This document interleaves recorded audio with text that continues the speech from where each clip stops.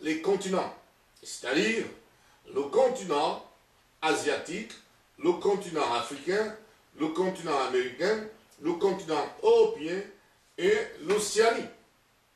Il a divisé donc la planète Terre en ces 5 blocs.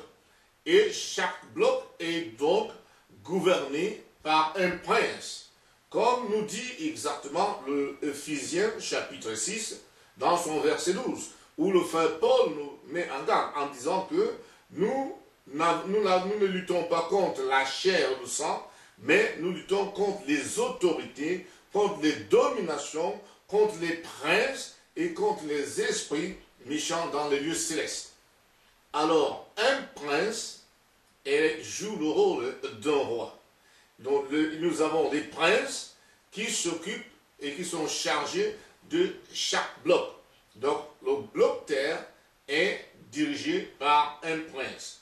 Et maintenant, la terre également est redivisée, rescindée selon les axes d'orientation. L'axe nord-sud et l'axe est-ouest en passant par le centre. Donc, et ainsi, on regroupe les pays dans les 5 blocs continentaux, le nord, le sud, l'est, l'ouest et le centre de chaque continent, dont les pays sont regroupés de cette façon et ces blocs sont dirigés par des généraux, ou on peut les appeler les gouverneurs. Et ce sont les dominations. Comme le frère Paul le dit souvent, il dit que nous luttons contre les dominations. Voilà, ce sont les dominations qui sont donc chargées de ces blocs. Si nous prenons un continent qui est divisé en même temps, si nous prenons l'axe nord-sud, il y a le bloc nord, le bloc sud, le bloc est, le bloc ouest et le centre. Et ces 5 blocs sont dirigés par 5 grands généraux, qui sont des esprits mauvais qui ont suivi Lucifer.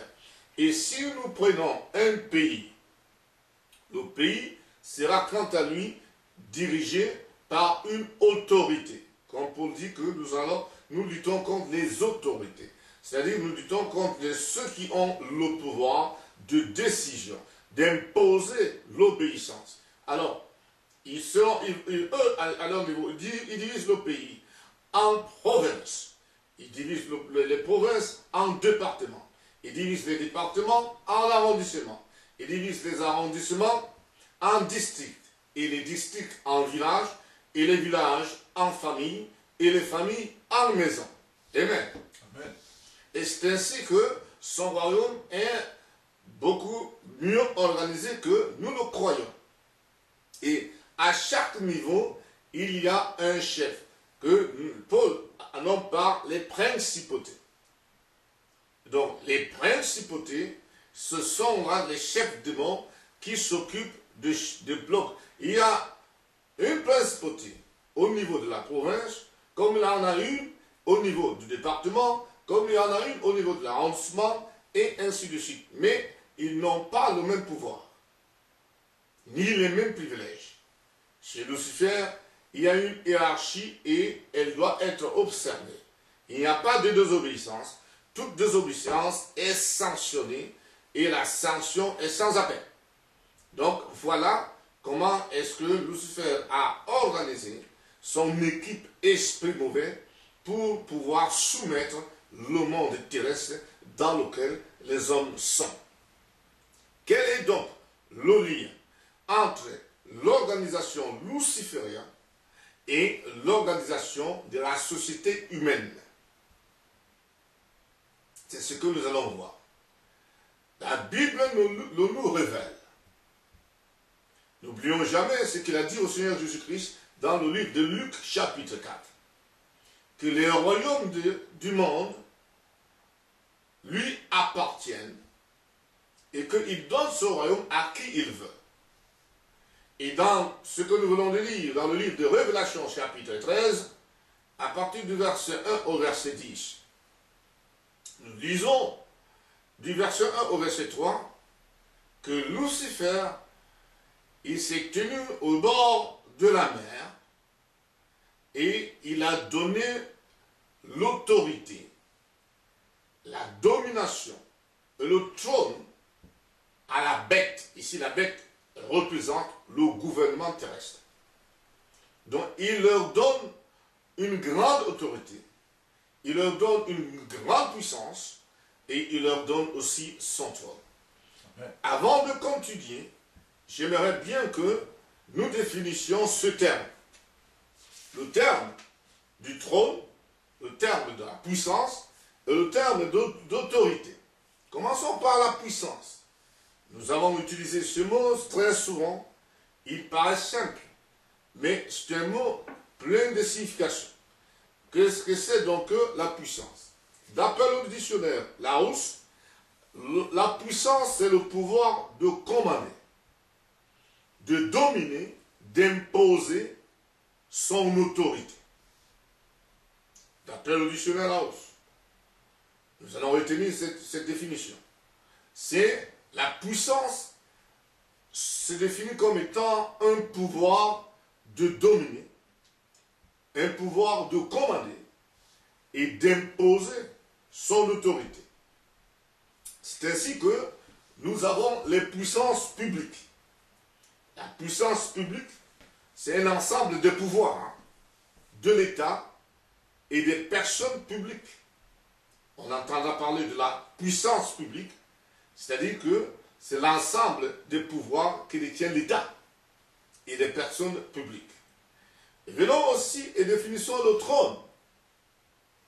Le trône, d'après toujours le même dictionnaire, c'est le siège de cérémonie des souverains ou encore des dignités ecclésiastiques. Souvent, on représente le trône sous forme de quelque chose sur lequel le souverain va s'asseoir et où il assiste aux cérémonies, ou bien il accueille les gens, où il fait des déclarations qui deviennent des lois. Mais ce n'est qu'un symbole. Ce siège n'est qu'un symbole. C'est autre chose. C'est l'autorité qu'il a, la faculté qu'il a, la capacité qu'il a, le droit qu'il possède de décider sur ce qui doit arriver sur le territoire qui lui appartient. Par force. Parce que sans force, on ne peut pas donc parler d'autorité. Revenons aussi, définissons ce que c'est que l'autorité maintenant. Parce que quand on définit la puissance, on fait allusion à l'autorité. Quand même on va définir le trône, on fera allusion à l'autorité. Mais donc, qu'est-ce que c'est donc l'autorité? L'autorité, c'est le pouvoir, également, vous voyez, de commander, de prendre les décisions et surtout de se faire obéir. J'aimerais ceci, je vais utiliser le dernier. Le pouvoir de se faire obéir. Parce que si on ne peut pas se faire obéir, on ne peut pas donc dire qu'on a une quelconque autorité. Ici, le droit d'être obéi fait allusion à une force coercitive. Il faut imposer des gens. Et Lucifer, il a donné à la bête. N'oublions pas que la bête, ici, représente les gouvernements du monde. Et cette bête a une forme. La Bible nous dit que la bête ressemble à un léopard, mais avec des pattes comme un ours, et que la bête parle comme un lion. Et la Bible dit